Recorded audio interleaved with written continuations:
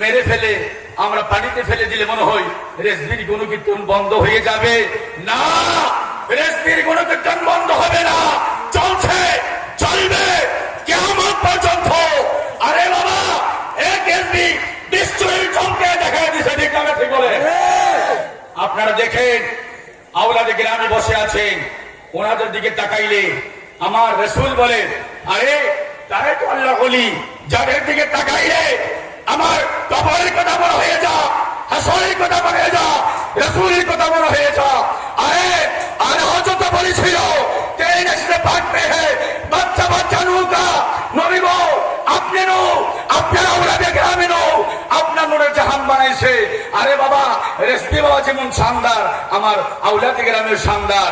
বাজান আমার সর্বোপরি কথাটা বলতেছিলাম, আরে মান সাব্বা নবিয়াও ফাদলহু, নবীর যদি গালি দেয় কতল করে ওয়াজিব, সাহাবায়ে কেরামকে গালি দিলে তাদের কতল পিটা দাও।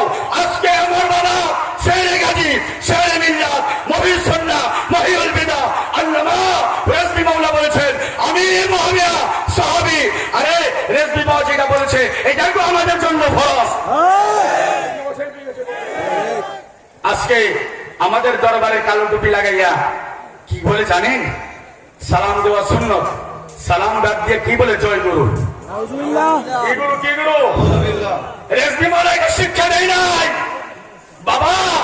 নবীর মতে যার মত সে নবীর উম্মত, নবীর মতের মত নাই, নবীর উম্মত দাবি করতে পারবেন না। কালো টুপি বললে আপনি রেজবিয়া, কালো টুপি বললে আপনি রেজবিয়া। যদি বাবার সাথে মত না মিলে, বাবা বলবে আমিরে মহাবীর সাহাবী, আর আপনি বসে বসে কুন্ডি কি করবেন? আমিরে মহাবীর বিবেকে কথা বলবেন। আপনি রেজবির হত্যা নৌকার মধ্যে উঠতে পারবেন না। নূহ নবী নৌকার মধ্যে কুত্তা জায়গা পাইছে, নূহ নবী নৌকার মধ্যে শিকালে জায়গা পাইছে, নূহ নবীর সন্তান কেনান জায়গা পাই নাই, নূহ নবীর এক স্ত্রীর জায়গা পাই নাই।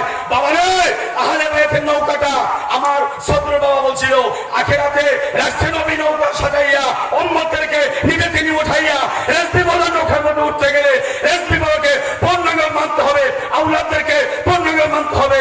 আমার জন্য দোয়া করবেন। বহু উলামায়ে কেরাম এখানে উপস্থিত, সবার পায়ের স্যান্ডেলে জুতার যোগ্যতা আমি নই বাবা। বদরুল বাবা আমাকে খুব মায়া করে দয়া করে এর জন্য দাঁড়িয়েছি, আমার জন্য দোয়া করবেন। ওমা আলাইনা ইল্লাল বালাগুল মুবিন। ওয়াসসালামু আলাইকুম ওয়া রাহমাতুল্লাহি ওয়া বারাকাতুহু।